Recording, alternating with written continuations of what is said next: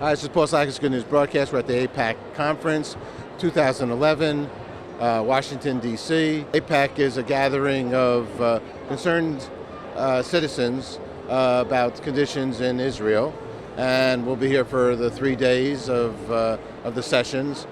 President Obama and many others will be speaking, and it's here to make peace on earth and to make peace in the Israel area and to show the partnership between America and Israel. So we're here with President Obama. President Obama, tell us, what's your good news? It is that with courage and resolve, progress is possible. Peace is possible.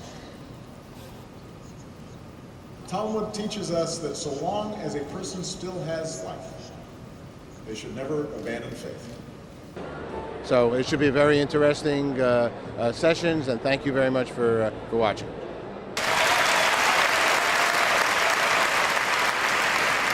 And we're joined by one of my top advisors on Israel and the Middle East for the past 4 years, and who I know is going to be an outstanding ambassador to Israel, Dan Shapiro.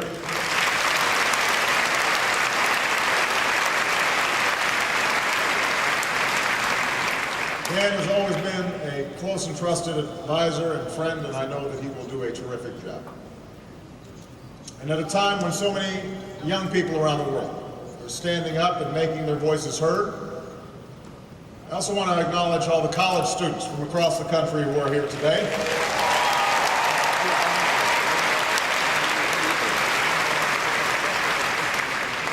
No one has a greater stake in the outcome of events that are unfolding today than your generation.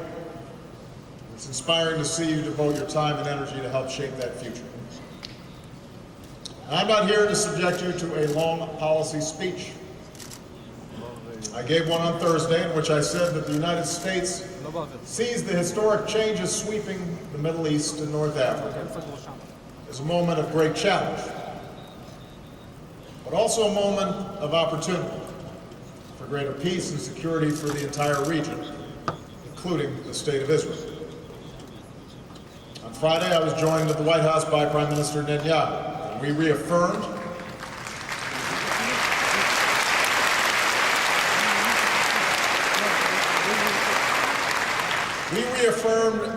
that fundamental truth that has guided our presidents and prime ministers for more than 60 years.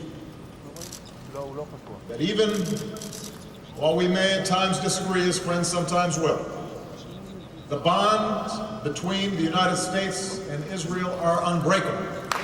And the commitment of the United States to the security of Israel is ironclad.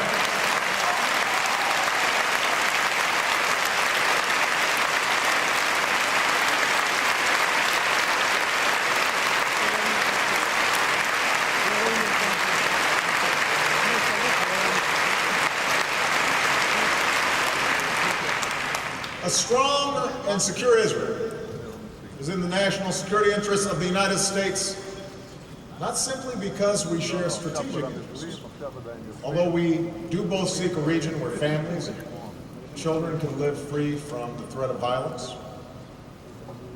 It's not simply because we face common dangers, although there can be no denying that terrorism and the spread of nuclear weapons are grave threats to both our nations. America's commitment to Israel's security flows from a deeper place, and that's the values we share. As two people who struggle to win our freedom against overwhelming odds, we understand that preserving the security for which our forefathers and foremothers fought must be the work of every generation. As two vibrant democracies, we recognize that the liberties and freedoms we cherish must be constantly nurtured. As the nation that recognized the State of Israel moments after its independence, we have a profound commitment to its survival as a strong, secure homeland for the Jewish people.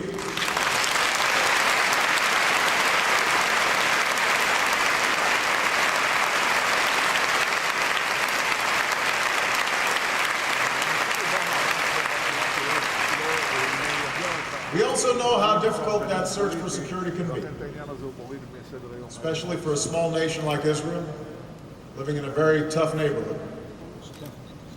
I've seen it firsthand. When I touched my hand against the Western Wall and placed my prayer between its ancient stones, I thought of all the centuries that the children of Israel had longed to return to their ancient homeland. When I went to Sderot, saw the daily struggle to survive in the eyes of an 8-year-old boy who lost his leg to a Hamas rocket. And when I walked among the Hall of Names at Yad Vashem, I was reminded of the existential fear of Israelis when a modern dictator seeks nuclear weapons and threatens to wipe Israel off the face of the earth. Because we understand the challenges Israel faces, I and my administration have made the security of Israel a priority. It's why we've increased cooperation between our militaries to unprecedented levels. It's why we're making our most advanced technologies available to our Israeli allies.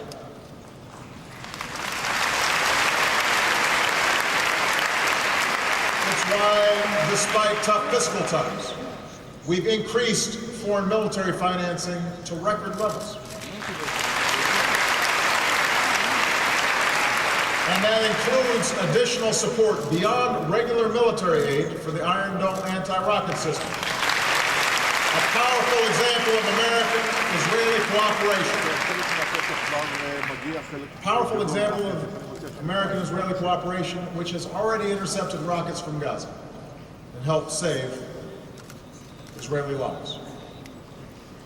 So make no mistake, we will maintain Israel's qualitative military edge.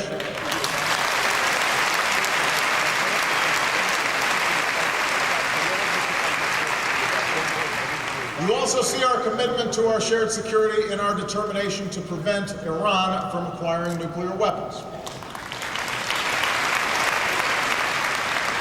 Here in the United States, we've imposed the toughest sanctions ever on the Iranian regime.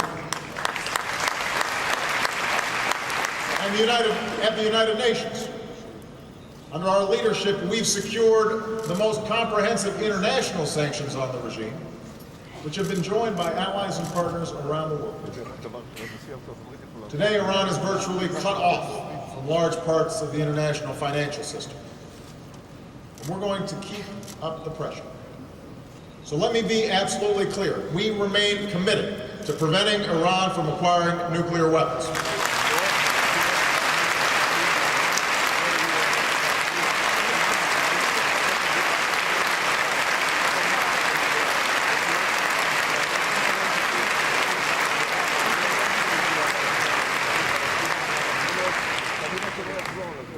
Its illicit nuclear program is just one challenge that Iran poses. As I said on Thursday, the Iranian government has shown its hypocrisy by claiming to support the rights of protesters while treating its own people with brutality.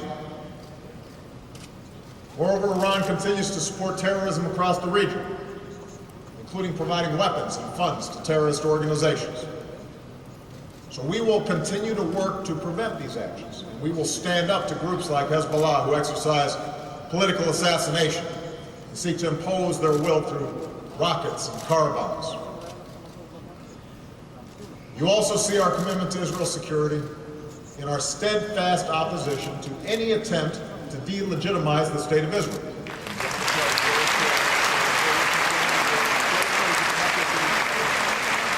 As I said at the United Nations last year, Israel's existence must not be a subject for debate, and efforts to chip away at Israel's legitimacy will only be met by the unshakable opposition of the United States.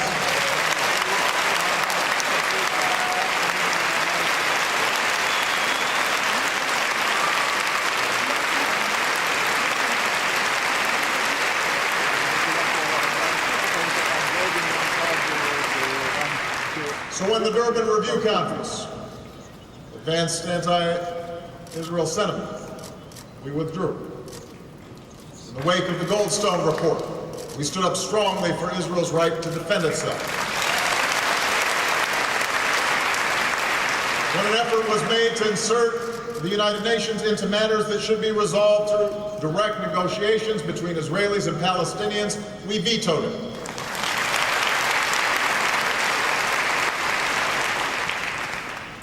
And so, in both word and deed, we have been unwavering in our support of Israel's security. And it is precisely because of our commitment to Israel's long-term security that we have worked to advance peace between Israelis and Palestinians. Now, I have said repeatedly that core issues can only be negotiated in direct talks between the parties.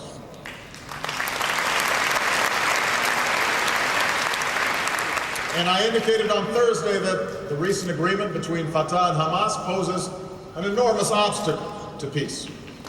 No country can be expected to negotiate with a terrorist organization sworn to its destruction. And we will continue to demand that Hamas accept the basic responsibilities of peace, including recognizing Israel's right to exist and rejecting violence and adhering to all existing agreements.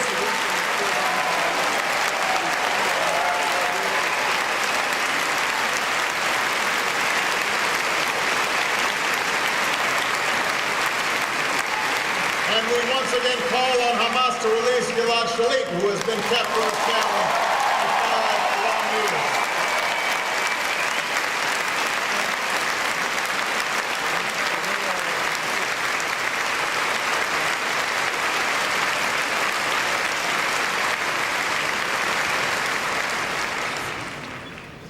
And yet, no matter how hard it may be to start meaningful negotiations under current circumstances, we must acknowledge that a failure to try is not an option. The status quo is unsustainable. And that is why on Thursday I stated publicly the principles that the United States believes can provide a foundation for negotiations toward an agreement to end the conflict and all claims, the broad outlines of which have been known for many years and have been the template for discussions between the United States, Israel, and the Palestinians since at least the Clinton administration. I know that stating these principles on the issues of territory and security generated some controversy over the past few days. I wasn't surprised.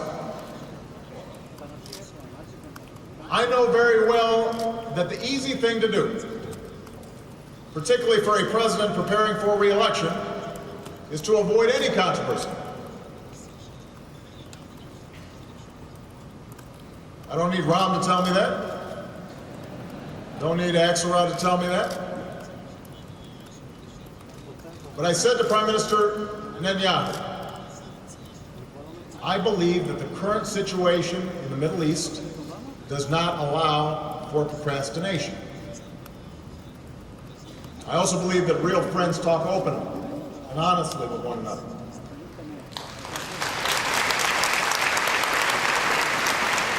So I want to share with you some of what I said to the Prime Minister. Here are the facts we all must confront. First, the number of Palestinians living west of the Jordan River is growing rapidly and fundamentally reshaping the demographic realities of both Israel and the Palestinian territories. This will make it harder and harder, without a peace deal, to maintain Israel as both a Jewish state and a democratic state. Second, technology will make it harder for Israel to defend itself in the absence of a genuine peace. Third, a new generation of Arabs is reshaping the region. A just and lasting peace can no longer be forged with one or two Arab leaders.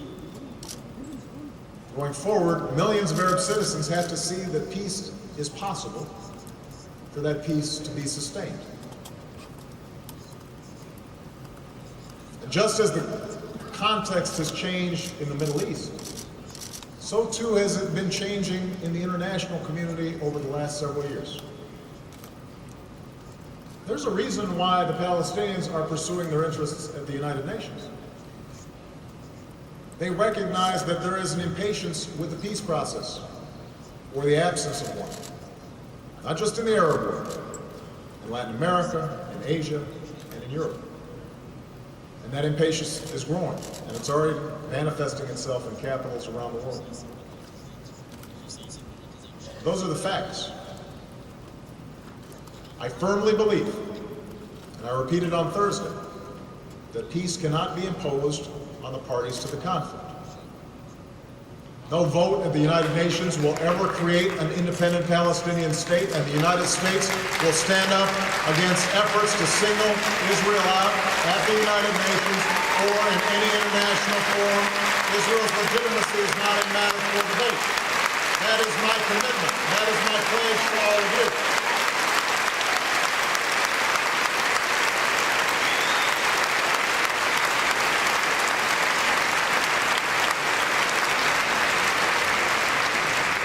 Moreover, we know that peace demands a partner, which is why I said that Israel cannot be expected to negotiate with Palestinians who do not recognize its right to exist. And we will hold the Palestinians accountable for their actions and for their rhetoric. But the march to isolate Israel internationally, and the impulse of the Palestinians to abandon negotiations, will continue to gain momentum in the absence of a credible peace process and alternative.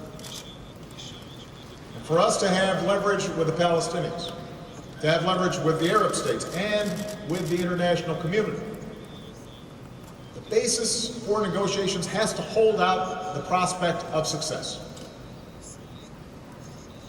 And so in advance of a 5-day trip to Europe, in which the Middle East will be a topic of acute interest, I chose to speak about what peace will require. There was nothing particularly original in my proposal. This basic framework for negotiations has long been the basis for discussions among the parties, including previous U.S. administrations.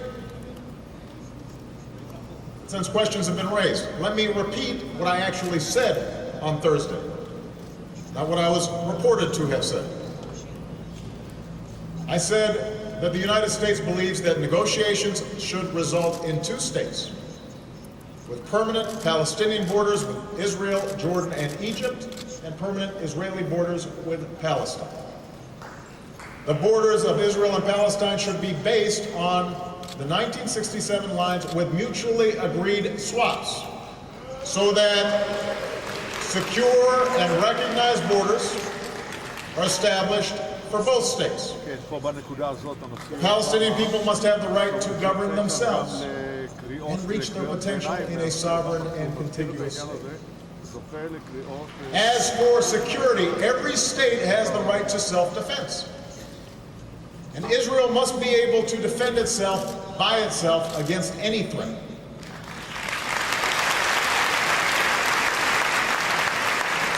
Provisions must also be robust enough to prevent a resurgence of terrorism, to stop the infiltration of weapons, and to provide effective border security. A full and phased withdrawal of Israeli military forces should be coordinated with the assumption of Palestinian security responsibility in a sovereign and non-militarized state. And the duration of this transition period must be agreed. The effectiveness of security arrangements must be demonstrated. Now, that is what I said. It was my reference to the 1967 lines with mutually agreed swaps that received the lion's share of the attention, including just now. And since my position has been misrepresented several times, let me reaffirm what 1967 lines with mutually agreed swaps means. By definition, it means that the parties themselves, Israelis and Palestinians, will negotiate a border that is different than the one that existed on June 4th, 1967. That's what mutually agreed upon swaps means. It is a well-known formula to all who have worked on this issue for a generation. It allows the parties themselves to account for the changes that have taken place over the last 44 years.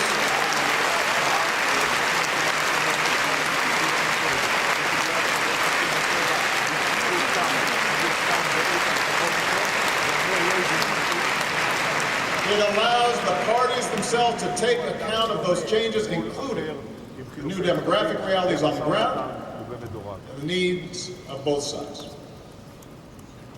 The ultimate goal is 2 states for 2 people. Israel as a Jewish state and the homeland for the Jewish people, and the state of Palestine as the homeland for the Palestinian people. Each state enjoying self-determination, mutual recognition, and peace.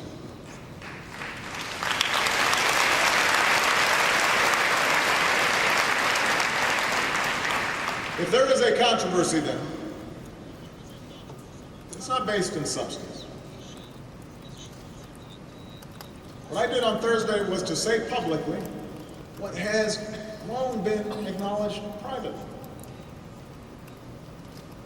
I've done so because we can't afford to wait another decade, or another 2 decades, or another 3 decades to achieve peace. The world is moving too fast.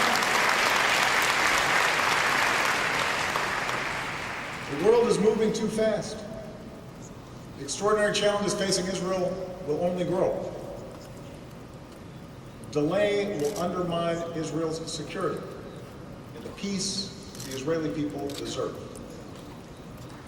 Now, I know that some of you will disagree with this assessment. I respect that. And as fellow Americans and friends of Israel, I know we can have this discussion. Ultimately, it is the right and the responsibility of the Israeli government to make the hard choices that are necessary to protect a Jewish and democratic state for which so many generations have sacrificed.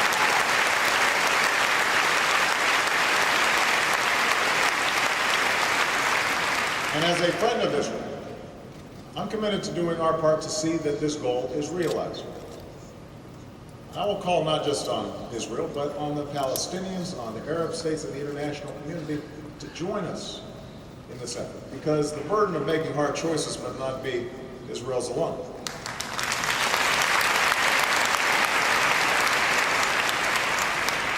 But even as we do all that's necessary to ensure Israel's security, even as we are clear-eyed about the difficult challenges before us, even as we pledge to stand by Israel through whatever tough days lie ahead, I hope we do not give up on that vision of peace. This is not idealism. It is not naivete. It is a hard-headed recognition that a genuine peace is the only path that will ultimately provide for a peaceful Palestine as the homeland of the Palestinian people and a Jewish state of Israel as the homeland of the Jewish people. That is my goal, and I look forward to continuing to work with AIPAC to achieve that goal. Thank you. God bless you. God bless Israel, and God bless the United States of America. Thank you. President Obama just shared his good news with us and his thinking and his thoughts regarding the Middle East, regarding Israel. Thank you very much, President Obama. Happy birthday, Julia. Happy birthday.